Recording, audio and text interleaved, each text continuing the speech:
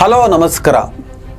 Iran ಮತ್ತು Israel ನಡುವೆ ಸಂಘರ್ಷದ ವಾತಾವರಣ ಸ್ವಲ್ಪ ಜಾಸ್ತಿನೇ ಬಿಗಡಾಯಿಸಿದಂತೆ ಕಾಣಿಸ್ತಾ ಇದೆ. ಇಸ್ರೇಲ್ ಮತ್ತು ಇರಾನ್ ಸಮ ಪ್ರಮಾಣದಲ್ಲಿ ನಷ್ಟವನ್ನು ಮತ್ತು ಸಾವು ನೋವುಗಳನ್ನು ಅನುಭವಿಸ್ತಾ ಇದೆ. ನನ್ನ ದೇಶದಲ್ಲಂತೂ ಭಕ್ತರು, ಅದರಲ್ಲೂ ನನ್ನ ದೇಶದಲ್ಲಿ ಒಂದು ಕೋಮನ್ನು ಮುಸಲ್ಮಾನರನ್ನು ದ್ವೇಷಿಸುವವರೆಲ್ಲ ಇಸ್ರೇಲನ್ನು ವೈಭವೀಕರಿಸುವ ಕೆಲಸವನ್ನು ಮಾಡ್ತಿದ್ದಾರೆ.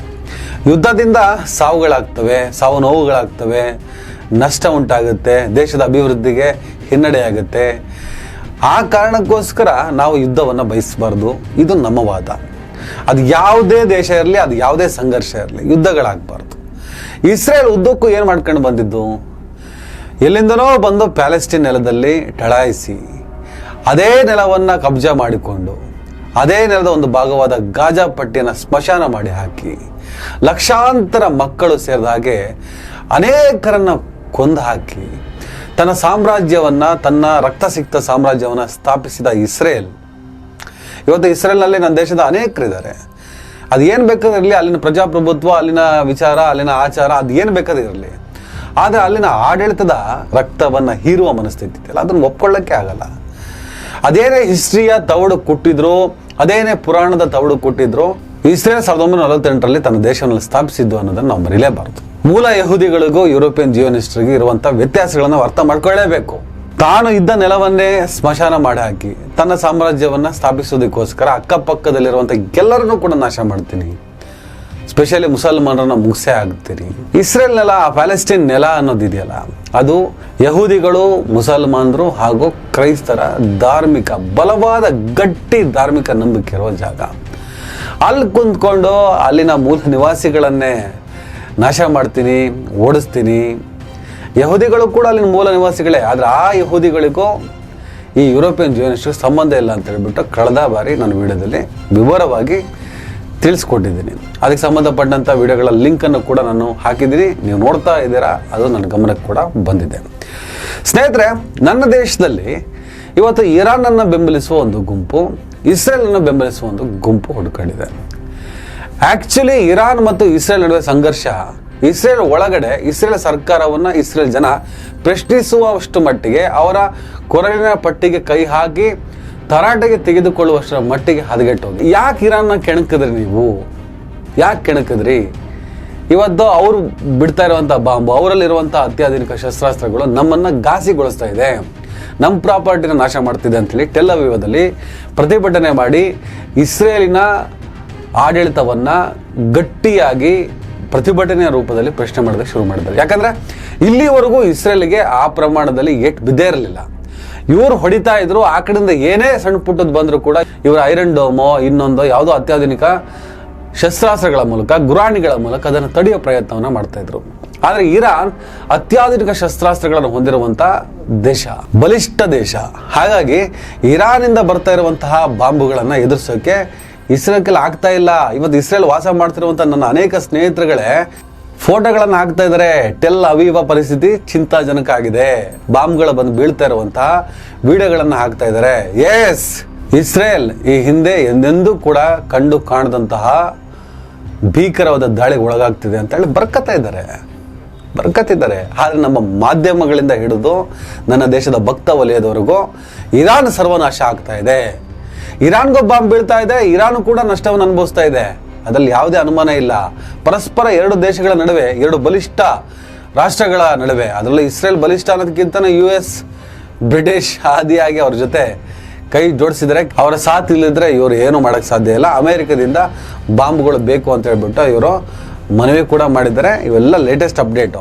ಅದೇನೇ ಇರಲಿ, ಸದ್ಯಕ್ಕೆ ಎರಡು ಬಲಿಷ್ಠ ರಾಷ್ಟ್ರಗಳ ನಡುವಿನ ಯುದ್ಧ ನಡೀತಾ ಇದೆ. ಎರಡೂ ಕಡೆಯೂ ಸಾವು ನೋವುಗಳು ಆಗೇ ಆಗ್ತವೆ. ವಿಮರ್ಶೆ ಆಗಲಿ, ನ್ಯೂಸ್ ಆಗಲಿ, ಹಿಂಗೆ ಮಾಡಬೇಕು. ಆದರೆ ನಮ್ಮ ಮಾಧ್ಯಮಗಳಲ್ಲಿ ಇರಾನ್ ಭೂಪಟದಿಂದನೇ ನಾಶ ಆಗ್ತದೆ.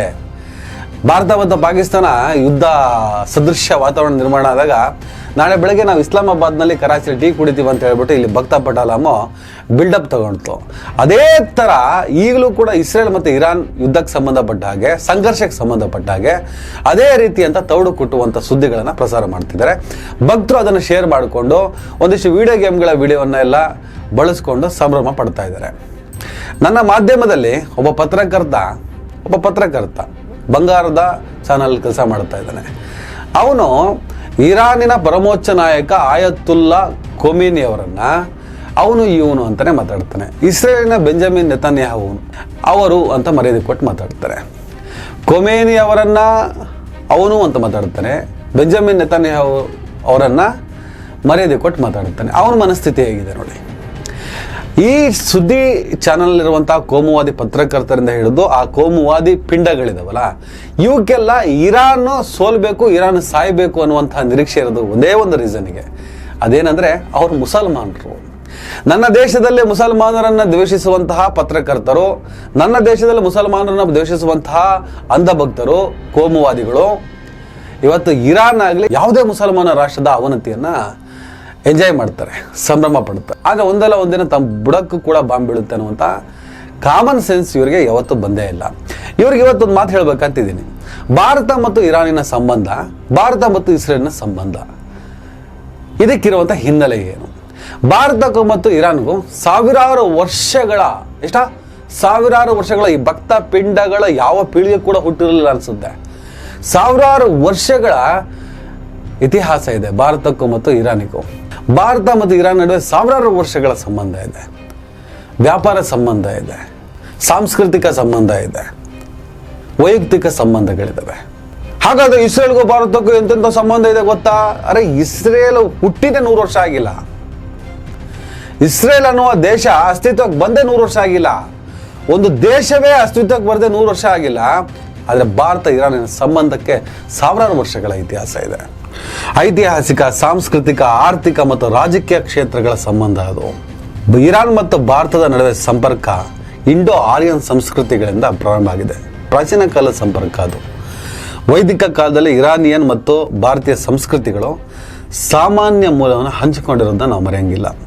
ಇನ್ನು ಇರಾನಿಂದ ಭಾರತಕ್ಕೆ ವಲಸೆ ಬಂದ ಪಾರ್ಸಿ ಅಂದರೆ ಜೊರಾಸ್ಟ್ರಿಯನ್ ಸಮುದಾಯ ಭಾರತದ ಸಾಂಸ್ಕೃತಿಕ ಮತ್ತು ಆರ್ಥಿಕ ಜೀವನದಲ್ಲಿ ಗಮನಾರ್ಹ ಪಾತ್ರವನ್ನು ವಹಿಸಿದೆ. ಮೊಘಲ್ ಚಕ್ರವರ್ತಿಗಳ ಆಡಳಿತದ ಸಮಯದಲ್ಲಿ ಇರಾನಿನ ಕಲೆಯ ವಾಸ್ತುಶಿಲ್ಪ, ಇವತ್ತೇನು ತಾಜ್ ಮಹಲ್ ನೋಡ್ತಾ ಇದ್ದೀರಾ, ಆ ತಾಜ್ ಮಹಲ್ ಬ್ಯೂಲ್ಟ್ ಆಗಿರೋದು ಇಂಡೋ ಪರ್ಷಿಯನ್ ವಾಸ್ತುಶಿಲ್ಪ. ಕಾವ್ಯ ಮತ್ತು ಭಾಷೆಯ ಪ್ರಭಾವ ಭಾರತದಲ್ಲಿ ಕಂಡು ಬಂದಿರೋದನ್ನು ನೀವು ನೋಡ್ಬೋದು. ಪಾರ್ಸಿ ಭಾಷೆ ಮೊಘಲ್ ಆಡಳಿತ ಭಾಷೆಯಾಗಿತ್ತು. ಇನ್ನು ಆರ್ಥಿಕ ಸಂಬಂಧ, ತೈಲ ಮತ್ತು ಇಂಧನ. ಇರಾನ್ ಭಾರತಕ್ಕೆ ಪ್ರಮುಖ ಕಚ್ಚಾ ತೈಲ ಪೂರೈಕೆದಾರರಲ್ಲಿ ಒಂದಾಗಿದೆ. ಭಾರತದ ಇಂಧನ ಭದ್ರತೆಗೆ ಇರಾನಿನ ತೈಲ ರಫ್ತು ಮಹತ್ವದ್ದು. ಮಧ್ಯದಲ್ಲಿ ಇಲ್ಲೂ ಕೂಡ ಅಮೆರಿಕ ಎಂಟ್ರಿ ಆಗಿ ಡಿಸ್ಟರ್ಬ್ ಮಾಡುವಂಥ ಪ್ರಯತ್ನವನ್ನು ಮಾಡಿದ್ದನ್ನು ನಾವು ಮರೆಯೋ ಹಾಗಿಲ್ಲ. ಇನ್ನು ಚಾಬಹಾರ್ ಬಂದರು. ಭಾರತ ಇರಾನಿನ ಚಾಬಹಾರ್ ಬಂದರಿನ ಅಭಿವೃದ್ಧಿಯಲ್ಲಿ ಪ್ರಮುಖ ಪಾತ್ರವನ್ನು ವಹಿಸಿದೆ. ಭಾರತಕ್ಕೆ ಅಫ್ಘಾನಿಸ್ತಾನ ಮತ್ತು ಮಧ್ಯ ಏಷ್ಯಾದೊಂದಿಗೆ ವ್ಯಾಪಾರಕ್ಕೆ ಪಾಕಿಸ್ತಾನವನ್ನು ತಪ್ಪಿಸಿ ಪರ್ಯಾಯ ಮಾರ್ಗವನ್ನು ಇದು ಒದಗಿಸುತ್ತೆ. ಮಾತೆತ್ತಿದ್ರೆ ಇಂಡಿಯಾ ಪಾಕಿಸ್ತಾನ ಅಂತಿರಪ್ಪ, ಚಾಬಹಾರ್ ಬಂದರನ್ನು ಸ್ವಲ್ಪ ಸ್ಟಡಿ ಮಾಡಿ. ಇನ್ನು ತೈಲದ ಜೊತೆ ಭಾರತ ಇರಾನಿಗೆ ಕೃಷಿ ಉತ್ಪನ್ನಗಳು, ಔಷಧಿಗಳು ಮತ್ತು ಇತರ ಸರಕುಗಳನ್ನು ರಫ್ತು ಮಾಡುತ್ತೆ. ಇರಾನಿಂದ ಭಾರತಕ್ಕೆ ಒಣಗಿ ಡ್ರೈ ಫ್ರೂಟ್ಸು ಮತ್ತು ಕೆಮಿಕಲ್ಸ್ ಮತ್ತು ಇತರ ಉತ್ಪನ್ನಗಳು ಆಮದಾಗ್ತವೆ. ಭಾರತ ಮತ್ತು ಇರಾನ್ ಶಾಂಘೈ ಸಹಕಾರ ಸಂಸ್ಥೆ ಅಂದರೆ SCO ಮತ್ತು ಇತರ ಅಂತಾರಾಷ್ಟ್ರೀಯ ವೇದಿಕೆಗಳಲ್ಲಿ ಸಹಕಾರವನ್ನು ಇಟ್ಕೊಂಡಿದೆ. ಭಾರತ ಮತ್ತು ಇರಾನ್ ಎರಡೂ ದೇಶಗಳು ಅಫ್ಘಾನಿಸ್ತಾನದ ಸ್ಥಿರತೆ ಮತ್ತು ಅಭಿವೃದ್ಧಿಗಾಗಿ ಒಟ್ಟಾಗಿ ಕೆಲಸ ಮಾಡ್ತಾ ಇದೆ, ವಿಶೇಷವಾಗಿ ಚಾಬಹಾರ್ ಬಂದರು ಮೂಲಕ. ಇದು ಮೇಲ್ನೋಟಕ್ಕೆ ನಾನು ನಿಮಗೆ ಭಾರತ ಇರಾನ್ನ ನಡುವೆ ಇರುವಂಥ ಸಂಬಂಧವನ್ನು ಎಕ್ಸ್ಪ್ಲೇನ್ ಮಾಡ್ತಾ ಇರೋದು. ಇನ್ನು ಆಳವಾಗಿ ಇನ್ನೊಂದು ದಿವಸ ನಾವು ಚರ್ಚೆ ಮಾಡೋಣ ಯಾವ ರೀತಿಯಲ್ಲಿ ಭಾರತ ಮತ್ತು ಇರಾನ್ ನಡುವೆ ಸಂಬಂಧ ಇದೆ, ಸಾವಿರಾರು ವರ್ಷಗಳ ಸಂಬಂಧ. ಇನ್ನು ಭಾರತ ಮತ್ತು ಇಸ್ರೇಲ್ಗೆ ಏನು ಸಂಬಂಧ? ನನ್ನ ಟೈಟಲ್ ನೋಡಿದ್ದೀರಿ ನೀವು. ಇಸ್ರೇಲ್ ಭಾರತಕ್ಕೆ ಕೊಟ್ಟಿದ್ದು ಬಾಂಬು, ಇರಾನ್ ಭಾರತಕ್ಕೆ ಕೊಟ್ಟಿದ್ದು ಬದುಕು ಅಂತ. ಇರಾನ್ ಮತ್ತು ಭಾರತದ ನಡುವೆ ಪರಸ್ಪರ ಬದುಕನ್ನು ಹಂಚಿಕೊಂಡಂಥ ಸಂಬಂಧ ಇದೆ, ಅದು ಜೀವದ ಸಂಬಂಧಗಳು. ಇಸ್ರೇಲ್ ನಮಗೆ ಬಾಂಬ್ ಕೊಟ್ಟಿರೋದು, ರಾಸಾಯನಿಕಗಳನ್ನು ಕೊಟ್ಟಿದೆ, ತಂತ್ರಜ್ಞಾನಗಳನ್ನು ಕೊಟ್ಟಿದೆ. ತಂತ್ರಜ್ಞಾನ ನಮಗೆ US ಇಂದನೂ ಬಂದಿದೆ, ಚೀನಾದಿಂದನೂ ಬಂದಿದೆ. ಅದೇನು ಇಸ್ರೇಲಿಂದ ಭಾಳ ವಿಶೇಷವಾಗಿ ನಮಗೆ ಬರಬೇಕಾಗಿದ್ದಲ್ಲ. ಆದರೆ ದೈನಂದಿನ ಜೀವನಕ್ಕೆ ಅನುಕೂಲಕರವಾಗುವಂತಹ ಏನನ್ನಾದರೂ ಸಾವಿರಾರು ವರ್ಷಗಳಿಂದ ಮಾಡ್ಕೊಂಡು ಬಂದಿದ್ದಾರೆ ಅಂದರೆ ಅದು ಭಾರತ ಮತ್ತು ಇರಾನ್. ಭಾರತ ಮತ್ತು ಇರಾನ್ ಅಂಥ ದೇಶಗಳ ನಡುವೆ ಈ ಥರದೊಂದು ವ್ಯಾಪಾರ ಮತ್ತು ವೈಯಕ್ತಿಕ ಸಂಬಂಧಗಳಿದ್ದಾವೆ. ಅದನ್ನು ಜೀವದ ಸಂಬಂಧ ಅಂತ ಕರೀತಾರೆ. ಇಸ್ರೇಲ್ ಭಾರತಕ್ಕೆ ಬಾಂಬ್ ಕೊಟ್ಟಿದ್ದು ಇಲ್ಲ ಅಂತ ಯಾರು ಹೇಳಿದೆ? ಭಾರತಕ್ಕೆ ಬಾಂಬನ್ನು ಕೊಡುವಂತ ಅನೇಕ ರಾಷ್ಟ್ರಗಳಿದ್ದಾವೆ. ಇಸ್ರೇಲ್ ಬಾಂಬ್ ಕೊಡುತ್ತೆ, ಆ ಬಾಂಬ್ ಹಿಡ್ಕೊಂಡೆ ಭಾರತ ಕಾರ್ಗಿಲ್ ಯುದ್ಧ ಗೆಲ್ತು, ಇನ್ನೊಂದು ಯುದ್ಧ ಗೆಲ್ತು.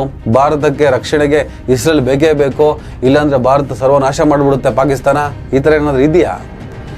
ಅದೆಲ್ಲ ಮುಖ್ಯ. ಒಂದು ದೇಶಕ್ಕೆ, ಆ ದೇಶದ ಪ್ರಜೆಗಳಿಗೆ ಏನು ಮುಖ್ಯ ಅನ್ನೋದು, ಎರಡು ದೇಶಗಳ ನಡುವೆ ಯಾವ ರೀತಿಯ ಸಂಬಂಧಗಳು, ಯಾವ ರೀತಿಯ ವ್ಯಾಪಾರ ಸಂಬಂಧಗಳು, ಯಾವ ರೀತಿಯ ರಾಜಕೀಯ ಸಂಬಂಧಗಳು, ಯಾವ ರೀತಿಯ ಆರ್ಥಿಕ ಸಂಬಂಧಗಳು, ಯಾವ ರೀತಿಯ ಸಾಂಸ್ಕೃತಿಕ ಸಂಬಂಧಗಳು ಇರುತ್ತೆ ಅನ್ನೋದ್ರ ಮೇಲೆ ಡಿಪೆಂಡ್ ಆಗ್ತವೆ. ಭಾರತ ಮತ್ತು ಇಸ್ರೇಲ್ ನಡುವೆ 1992ರಲ್ಲಿ ಪೂರ್ಣ ರಾಜತಾಂತ್ರಿಕ ಸಂಬಂಧ ಸ್ಥಾಪನೆ ಆಯಿತು. ಸಾವಿರಾರು ವರ್ಷಗಳ ಇತಿಹಾಸದಲ್ಲಿ 1992ರಲ್ಲಿ ಇಸ್ರೇಲ್ ಭಾರತಕ್ಕೆ ಡ್ರೋನು, ಮಿಸೈಲು, ರಾಡಾರ್ ವ್ಯವಸ್ಥೆಗಳಂಥ ರಕ್ಷಣಾ ಸಾಮಗ್ರಿಗಳನ್ನು ಪೂರೈಸುತ್ತೆ. ಇಸ್ರೇಲ್ನ ಹನಿ ನೀರಾವರಿ ಮತ್ತು ಜಲ ಸಂರಕ್ಷಣಾ ತಂತ್ರಜ್ಞಾನವನ್ನು ಭಾರತದ ಕೃಷಿಯಲ್ಲಿ ಬಳಸಲಾಗುತ್ತೆ. ಇಸ್ರೇಲ್ ಮಾದರಿ ಕೃಷಿ ಅಂತ ನಾವು ಕರಿತೀವಿ. ಕೃಷಿಯ ಬಗ್ಗೆ ಭಾರತಕ್ಕೆ ಯಾರಿಂದನೂ, ಯಾವ ದೇಶದಿಂದನೂ ಪಾಠ ಹೇಳಿಸಿಕೊಳ್ಳುವ ಅಗತ್ಯ ಇಲ್ಲ. ಆದರೂ ಇಸ್ರೇಲ್ ಮಾದರಿ ಕೃಷಿಯನ್ನು ನಾವು ಸೀರಿಯಸ್ ಆಗಿ ತಗೊಳ್ಳೋಣ. ಹಾಗೆ ಸೈಬರ್ ಭದ್ರತೆ, ಕೃತಕ ಬುದ್ಧಿಮತ್ತೆ, ಅದೇ ಟೆಕ್ನಾಲಜಿ ಅನ್ನೋ ವಿಚಾರದಲ್ಲಿ ಭಾರತಕ್ಕೆ ಇಸ್ರೇಲ್ ಸಹಕಾರಿ ಆಗಿದೆ. ಅಮೆರಿಕವೂ ಆಗಿದೆ, ರಷ್ಯಾನೂ ಆಗಿದೆ. ಆ ದೇಶಗಳ ಪೈಕಿ ಇಸ್ರೇಲ್ ಕೂಡ ಒಂದು ಅಷ್ಟೇ. ಭಾರತ ದೇಶ ಮೊದಲಿನಿಂದಲೂ ಇಸ್ರೇಲ್ ಮತ್ತು ಪ್ಯಾಲೆಸ್ಟೈನ್ ನಡುವಿನ ಸಂಘರ್ಷ, ಏನು ಇವರು ಗಾಜಾ ಪಟ್ಟಿ ಮೇಲೆ, ಪ್ಯಾಲೆಸ್ಟೈನ್ ಮೇಲೆ ಬಾಂಬ್ಗಳನ್ನು ಸುರಿಸ್ತಾ ಇದ್ದಾಗ, ವೆಸ್ಟ್ ಬ್ಯಾಂಕ್ ಇರ್ಬೋದು, ಆ ಕಡೆ ಎಲ್ಲ ಬಾಂಬ್ಗಳನ್ನು ಸುರಿಸಿ ಅಲ್ಲಿ ಅಪಾರ ಜೀವಗಳನ್ನು ಇವರು ಸಾಯಿಸ್ತಾ ಇದ್ದಾಗ ಭಾರತ ಪ್ಯಾಲೆಸ್ಟೈನ್ ಪರನೇ ನಿಂತಿರೋದು. ಭಾರತದ ಕಾಂಗ್ರೆಸ್ ಸರ್ಕಾರ, ಏನು ಸ್ವತಂತ್ರ ಭಾರತದ ಕಾಂಗ್ರೆಸ್ ಸರ್ಕಾರ, ಇಂದಿರಾ ಗಾಂಧಿ ಕಾಲ, ರಾಜೀವ್ ಗಾಂಧಿ ಕಾಲ, ಮನಮೋಹನ್ ಸಿಂಗ್ ಕಾಲ, ಮೋದಿ ಕಾಲದಲ್ಲಿ ಇಸ್ರೇಲ್ ಜೊತೆಗೆ ಸಂಬಂಧಗಳನ್ನು ಇವರು ಹೆಚ್ಚು ಆಪ್ತ ಸಂಬಂಧ ಮಾಡಿಕೊಳ್ಳೋದಕ್ಕೆ ಪ್ರಯತ್ನ ಪಟ್ಟರು. ಇಸ್ರೇಲ್ ಪ್ಯಾಲೆಸ್ಟೈನ್ ಅನ್ನೋ ವಿಚಾರ ಬಂದಾಗ ಭಾರತದ ಪರಂಪರೆ, ಸಂಪ್ರದಾಯದ ಪ್ರಕಾರವೇ ಪ್ಯಾಲೆಸ್ಟೈನ್ ಪರನೇ ನರೇಂದ್ರ ಮೋದಿ ಅವರು ನಿಲ್ಲಬೇಕಾಯಿತು. ಆದರೆ ಮೋದಿ ಸರ್ಕಾರ ಆ ಮನಸ್ಥಿತಿಗಳು ಏನೋ ಬಲವಂತವಾಗಿ ಇಸ್ರೇಲಿಂದ ದೂರ ನಿಂತಂಗೆ ಕಾಣಿಸಿತ್ತು. ಮೀನಾಮೇಷ ಎಣಿಸಿ ಗೈರು ಹಾಜರಾಗೋದು, ಇನ್ನಿತರೆ ಅಂಶಗಳ ಮೂಲಕ ಭಾರತದ ಸಂಪ್ರದಾಯವನ್ನು, ಪ್ಯಾಲೆಸ್ಟೈನ್ ಶೋಷಿತರ ಪರ, ಅಮಾಯಕರ ಪರ ನಿಲ್ತಾ ಇದ್ದಂಥ ಸಂಪ್ರದಾಯವನ್ನು ಎಲ್ಲೋ ಮುರಿತಾರೆ ಅನ್ನುವಂಥ ಅಪಾಯ ಎದುರಾಗ್ತಾ ಇತ್ತು. ಆದರೆ ಅಷ್ಟರಲ್ಲಿ ಚೇತರಿಸ್ಕೊಂಡ್ರು. ಇವತ್ತಿಗೆ ಭಾರತ ಇಸ್ರೇಲ್ ನಡುವೆ ಇರುವಂಥ ಸಂಬಂಧಗಳು ಇಷ್ಟೇ. ಬಾಂಬ್ ಕೊಡ್ತಾರೆ ಅನ್ನೋ ಕಾರಣಕ್ಕೆ ಅವ್ರನ್ನ ಬೆಂಬಲಿಸೋದಲ್ಲ. ಆದರೆ ಜಗತ್ತಿಗೆಲ್ಲ ಬಾಂಬು ಹಂಚುವ ಇಸ್ರೇಲ್ ತಾನು ತನಗೆ ಆಶ್ರಯ ಕೊಟ್ಟ ನೆಲವನ್ನೇ ಸ್ಮಶಾನ ಮಾಡಿ ಹಾಕಿ ಆ ಸ್ಮಶಾನದ ಮೇಲೆ ತನ್ನ ಸಾಮ್ರಾಜ್ಯವನ್ನು ಕಟ್ತಾ ಇದೆ. ಇವತ್ತು ಆ ದೇಶದಲ್ಲಿ ಇರುವಂತಹ ಬೆನಿಫಿಷಿಯರಿಗಳು ನನ್ನ ದೇಶದವ್ರು ತುಂಬ ಜನ ಇರ್ಬೋದು. ಅವರಿಗೆ ಆ ದೇಶ ಅನ್ನ ಹಾಕ್ತಾ ಇರೋದ್ರಿಂದ ಅವ್ರನ್ನ ಬಿಟ್ಕೊಡೋಕ್ಕೆ ಆಗದೆ ಇರಬಹುದು. ಆದರೆ ವಾಸ್ತವ ಏನು ಅನ್ನೋದು ಅವರ ಖಂಡಿತವಾಗ್ಲೂ ಅರ್ಥ ಮಾಡ್ಕೊತಾರೆ. ಗಾಜಾ ಪಟ್ಟಿಯಲ್ಲಿ ಲಕ್ಷಾಂತರ ಹೆಣವನ್ನು ಹಾಕಿದ ಇಸ್ರೇಲ್ ಇರಾನ್ ಹಾರಿಸಿದಂಥ ಮೀಸೈಲ್ಗೆ ತಮ್ಮ ನೆಲದಲ್ಲಿ ಒಂದಿಷ್ಟು ಹೆಣಗಳು ಬಿದ್ದಾಗ ನಾಗರಿಕರನ್ನ ಗುರಿಯಾಗಿಸಿ ಇರಾನ್ ಬಾಂಬನ್ನು ಹಾಕ್ತಾ ಇದೆ ಅಂತ ಹೇಳ್ಬಿಟ್ಟು ಬೆಂಜಮಿನ್ ನೆತನ್ಯಾಹು ಗೊಳೋ ಅಂತಿದ್ದ. ಇವರು ಇಷ್ಟು ಕಾಲ ಏನು ಮಾಡ್ಕೊ ಬಂದಿದ್ದು, ದಶಕಗಳ ಕಾಲ ಲಕ್ಷಾಂತರ ಮಕ್ಕಳನ್ನು ನಿರಾಶ್ರಿತ ಶಿಬಿರಕ್ಕೂ ಬಿಡ್ಲಿಲ್ಲ ರೀ. ಯುದ್ಧದ ನಿಯಮಗಳೇ ಆಗಿದೆ, ನಿರಾಶ್ರಿತ ಶಿಬಿರಗಳು, ಅದ್ರ ಮೇಲೆ ಬಾಂಬ್ ಹಾಕೋದ್ರೆ ಇವತ್ತು ಇದೇ ಇಸ್ರೇಲ್ ನಿರಾಶ್ರಿತ ಶಿಬಿರಗಳು ಕಾಣಿಸ್ತಾ ಇದ್ದಾವೆ. ಇರಾನ್ನ ನೀವು ಏನು ಅನ್ಕೊಂಡಿದ್ದೀರಿ ಅಷ್ಟು ಈಸಿ ಅಲ್ಲ. ಅದು ಗಾಜಾ ಪಟ್ಟಿ ಅಲ್ಲ, ಅದು ಹಮಾಸ್ ಅನ್ನೋ ಒಂದು ಪಡೆ ಅಲ್ಲ, ಅದು ದೇಶ, ಬಲಿಷ್ಠವಾದ ದೇಶ, ಬಲಿಷ್ಠವಾದ ಭೌಗೋಳಿಕ ಮೇಲ್ಮೈ ಲಕ್ಷಣಗಳನ್ನು ಹೊಂದಿರುವ. ನಾನು ಒಂದು ವಿಡಿಯೋ ಮಾಡಿದ್ದೆ, ಹೊತ್ತು ಉರಿಯುತ್ತಿರುವ ಬೆಂಕಿ ಇರಾನ್ ಅಂತ. ಮತ್ತೆ ಹೇಳ್ತೀನಿ, ಆ ವಿಡಿಯೋ ನೋಡಿ. ಅದರಲ್ಲಿ ಗ್ರಾಫಿಕ್ಸ್ಗಳನ್ನು ಬಳಸಿ ಕರಾರುವಕ್ಕಾಗಿ ಎಕ್ಸ್ಪ್ಲೇನ್ ಮಾಡಿದ್ದೀನಿ. ಅಷ್ಟು ಈಸಿ ಅಲ್ಲ ಇರಾನ್ ಮೇಲೆ ಯುದ್ಧ. ಈಗ ಟ್ರಂಪ್ ಹೇಳ್ತಾ ಇದ್ದಾರೆ, ನಾನು ಏನು ಮಾಡ್ತೀನಿ ಅಂತ ಹೇಳಲ್ಲ, ನನ್ನ ತೀರ್ಮಾನ ಏನು ಅಂತ ನೀವು ಕೇಳಿದ್ರೆ ಬೆಸ್ಟ್ ಬೀಳ್ತಾರೆ, ಏನೇನೋ ಡೈಲಾಗ್ ಹೊಡಿತಾ ಇದ್ದಾರೆ. ಇರಾನ್ ಮೇಲೆ ಯುದ್ಧ ಮಾಡೋಕ್ಕಾಗಲ್ಲ ರೀ ಸಂಪೂರ್ಣವಾಗಿ, ಪರಿಪೂರ್ಣವಾಗಿ. ಪಟಾಕಿ ಹೊಡೆದಂಗೆ 4 ಮೀಸೈಲ್ ಹಾರಿಸ್ಬಿಟ್ಟು ಹೆದರ್ಸೋ ಪ್ರಯತ್ನ ಪಡ್ಬೋದು. ಹಾಗೆ ಹೆದರು ಕೂರಕ್ಕೆ ಅದು ಬೇರೆ ಯಾವುದೋ ಪುಟಗೋಸಿ ದೇಶ ಅಲ್ಲ, ಬಲಿಷ್ಠವಾಗಿರುವಂಥ ಒಂದು ದೇಶ. ಇಸ್ರೇಲ್ ಹತ್ರ ಎಂತೆಂಥ ಅಪಾಯಕಾರಿ ವೆಪನ್ಸ್ಗಳಿದ್ದಾವೋ ಇರಾನ್ ದೇಶದ ಹತ್ರ ಕೂಡ ಅದಕ್ಕಿಂತಲೂ ಅಪಾಯಕಾರಿ ಅಸ್ತ್ರಗಳಿದ್ದಾವೆ. ಪೆಟ್ರೋಲನ್ನು ತಯಾರು ಮಾಡುವಂಥ ದೇಶದಲ್ಲಿ ಅನಾಹುತಕಾರಿ ಬಾಂಬ್ಗಳನ್ನು ತಯಾರಿಸಿದ್ದನ್ನು ದೊಡ್ಡ ವಿಚಾರ ಅಲ್ಲ. ಆದರೆ ಇರಾನ್ನ ಭೌಗೋಳಿಕ ಲಕ್ಷಣ ಹೇಗಿದೆ ಅಂದರೆ, ಇರಾನ್ ಡ್ಯಾಮೇಜ್ ಆಯ್ತು ಅಂದರೆ ಇಡೀ ಪ್ರಪಂಚ ಡ್ಯಾಮೇಜ್ ಆಗುತ್ತೆ, ಇಡೀ ಪ್ರಪಂಚ ಕೊಂಡಿ ಕಳಿಸಿ ಹೋಗ್ತದೆ. ಅಷ್ಟು ಈಸಿ ಇಲ್ಲ. ಆದರೆ ಏನೋ ಹುಂಬತನ, ಗಾಂಚಾಲಿ, ಅಹಂಕಾರ. ಇರಾನ್ ಏನು ಹಾಕಿಲ್ಲ ಬಾಂಬು, ತಲೆಯಲ್ಲಿ ಇಟ್ಕೊಳ್ಳಿ, ಇಸ್ರೇಲ್ ಹಾಕಿರೋದು. ನನ್ನ ದೇಶದಲ್ಲಿರುವಂಥ ಭಕ್ತರು ಕೋಮುವಾದಿಗಳು ಅವರು ಮುಸಲ್ಮಾನರು ಅನ್ನೋ ಕಾರಣಕ್ಕಷ್ಟೇ ದ್ವೇಷ ಮಾಡ್ತಾರೆ. ವಾಸ್ತವ ಏನು ಅನ್ನೋದನ್ನು ಅರ್ಥ ಮಾಡ್ಕೊಳ್ಳಲ್ಲ. ಅದು ಯಾವ ಪ್ರಮಾಣದಲ್ಲಿ ದ್ವೇಷ ಇವ್ರ ಮನಸ್ಸಲ್ಲಿರ್ಬೋದು ಯೋಚನೆ ಮಾಡಿ. ಯಾವ ಪ್ರಮಾಣದಲ್ಲಿ ದ್ವೇಷ ಹೋಗಿ ಆಡ್ತಿದೆ ಇವರು ಹೃದಯದಲ್ಲಿ. ಎಷ್ಟು ಕ್ರೂರಿಗಳಿವರು. ಆ ಯುದ್ಧ ಮಾಡೋರಿಗಿಂತನೂ ಆ ಯುದ್ಧವನ್ನು ಸಂಭ್ರಮ ಪಡುವ ಇವರು ಅತ್ಯಂತ ಕ್ರೂರಿಗಳು, ಅದರಲ್ಲೂ ಕೋಮುವಾದಿ ಪತ್ರಕರ್ತರು. ಇನ್ನಷ್ಟು ಇದರ ಬಗ್ಗೆ ಅಪ್ಡೇಟ್ಗಳು ಸಿಕ್ಕಿದ್ರೆ ನಾನು ಖಂಡಿತ ನಿಮ್ಮ ಮುಂದೆ ಬಂದು ಮಾತಾಡ್ತೀನಿ. ನಮಸ್ಕಾರ. ದಯವಿಟ್ಟು ಎಲ್ಲರೂ ಈ ಚಾನಲ್ನ ಸಬ್ಸ್ಕ್ರೈಬ್ ಮಾಡಿ. ನಿಮ್ಗೆ ಇಷ್ಟ ಆದರೆ ಈ ಚಾನಲ್ಗೆ ಜಾಯ್ನ್ ಆಗಿ. ಈ ವಿಡಿಯೋ ಇಷ್ಟ ಆದರೆ ದಯವಿಟ್ಟು ಎಲ್ಲರೂ ಶೇರ್ ಮಾಡಿ. ಸ್ವತಂತ್ರ ಪತ್ರಿಕೋದ್ಯಮವನ್ನು ಬೆಂಬಲಿಸಿ. ನನ್ನ ಯುಕ್ತಿಗೆ ನಿಮ್ಮ ಶಕ್ತಿಯೇ ಶ್ರೀರಕ್ಷೆ.